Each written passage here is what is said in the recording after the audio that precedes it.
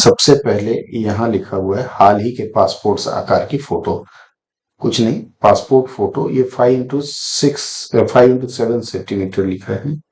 इसमें passport size photo डालना है आपको और हैंड रिटन करना है, टाइप नहीं करना है, क्योंकि यहाँ देखिए लिखा हुआ है to be filled in his own hand writing.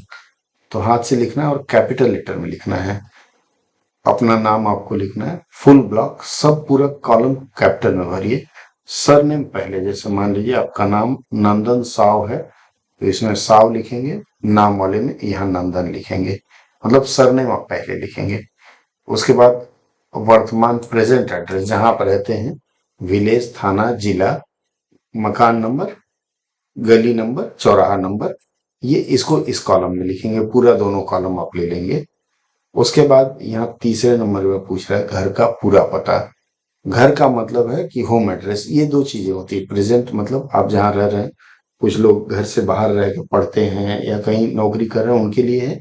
यदि मान लीजिए आपका घर का पता और वर्तमान पता एक ही है तो आप यहाँ लिख देंगे कि एज इन कॉलम नंबर 2, या फिर आप चाहें तो लिख भी सकते हैं।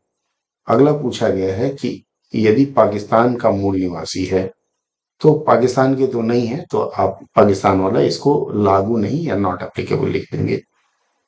इसके बाद आता है कि जहां आप पिछले 5 वर्षों में से 1 वर्ष से अधिक समय तक रहे हो। तो जैसे मान लीजिए आप कहीं नहीं गए घर छोड़ के, तो फिर नहीं लिखना है। मेरे जैसा आदमी हर साल घूमता रहा है, 1 साल से अधिक रहना चाहिए, तो आप लिखेंगे पिछले 5 साल का ही डेटा देना है। अगर मान लीजिए आज 2024 है तो 2024 के पहले 2019 तक का डेटा आपको देना है। तो 2019 से शुरू करेंगे, कब से कब तक, जहां थे उसका पता, उसका डिस्ट्रिक्ट हेडक्वार्टर। ये चारों कॉलम में नहीं थे तो जरूरत ही नहीं है, सिर्फ घर का पता देके छोड़ दीजिए। उसके बाद पूछा गया है पिता, माता और भाई बहन। माता, उसके बाद यहाँ फादर्स नेम है, यहाँ मदर्स नेम है, अगर मैरिड है तो हस्बैंड का, या पुरुष है तो वाइफ का नाम, और भाई और बहन तो उनकी नेशनैलिटी इंडियन, जन्म का स्थान, जो भी जन्म का स्थान है, गली मोहल्ला लिख दीजिएगा, क्या करते हैं वो लिख दीजिएगा, बेरोजगार हैं तो भी लिख दीजिएगा, और घर का पता। या जैसे मान लीजिए मेरे बच्चे अगर लिखते हैं तो मैं रोजगार में हूं तो यहाँ विवरण भर देंगे। और पोस्टल एड्रेस, अगर आप घर में है तो ठीक है, नहीं तो बाहर है तो वहां। और ये परमानेंट एड्रेस, सेम, कहीं दो जगह रह रहे हैं तो परमानेंट आपके घर का पता होगा। ये फॉरेन कंट्री में अगर आप रहा हो, खासकर बेटा और बेटी, तो आपको यह डाटा देना है। और मुझे मालूम है कि आप में से किसी का बेटा बेटी इतना बड़ा नहीं होगा कि विदेश में पढ़ रहा हो, तो ये खाली जाएगा, लागू नहीं या नॉट एप्लीकेबल। नेशनैलिटी आपको भारतीय लिखना है।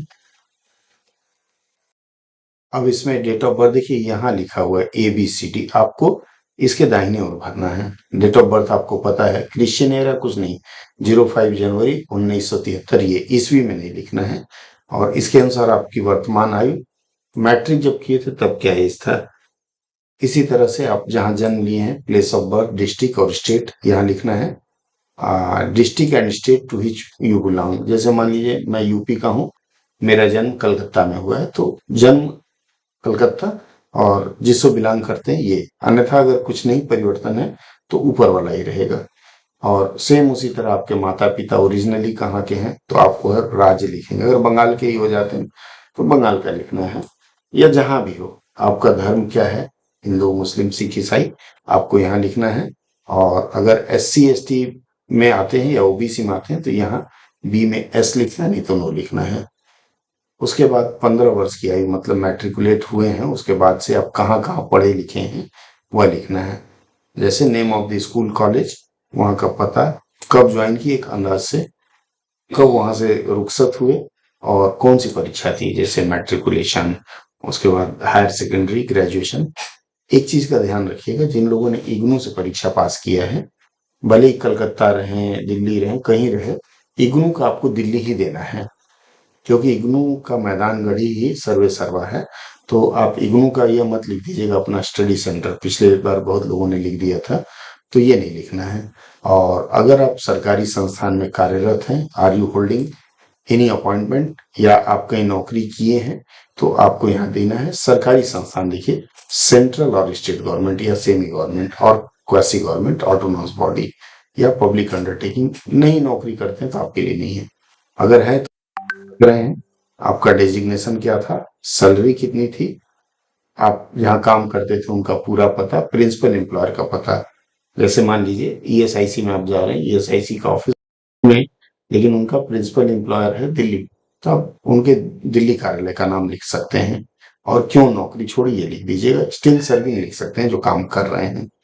उसके बाद क्या है कि आप अगर आपने 1 महीने का नोटिस दे के छोड़ा है तो, या जो भी हो, उसकी एक प्रति आपको लगाना है। अगर निकाल दिए गए हैं तब भी तो वो सब विवरण देना है, ठीक है। और उसके बाद इसमें अधिकांश का नो होगा। क्या आप कभी जेल गए हैं? नहीं। क्या आप पर मुकदमा चला है? नहीं। क्या आप नजरबंद रखे गए हैं? नहीं। कभी बंदी बनाए गए? नहीं। किसी न्यायालय में जुर्माना किया गया है? वो आपका ट्रैफिक पुलिस वगैरह का जुर्माना इसमें लागू नहीं होता है। और अगर आपको अपराधी ठहराया गया है तो हाँ करना है, नहीं तो ये सब कॉलम में हो जाएगा। परीक्षा के लिए आपको डीबार किया गया है? नहीं। ठीक है। डीबार्ड, रस्टिकेटेड? नहीं। ठीक है। कोई केस पेंडिंग है? नहीं। किसी यूनिवर्सिटी में पेंडिंग है? नहीं। और क्या नौकरी से निकाल दिए गए या शिक्षण संस्थान से? तो इसमें नहीं। और अगर किसी का हाँ है तो आपको विवरण देना है, अन्यथा यह वाला लागू नहीं है। ठीक है।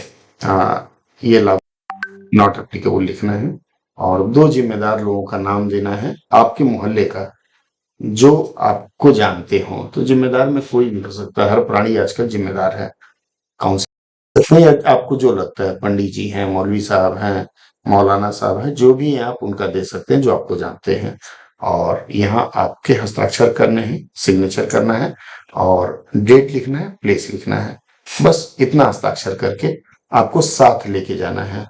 उस इंस्ट्रक्शन में लिखा होगा कम से कम 2 कॉपी जरूर कर लीजिए, भले ही 1 लिखा हो। 2 से 3 करके ले जाएंगे तो आपके लिए अच्छा रहेगा।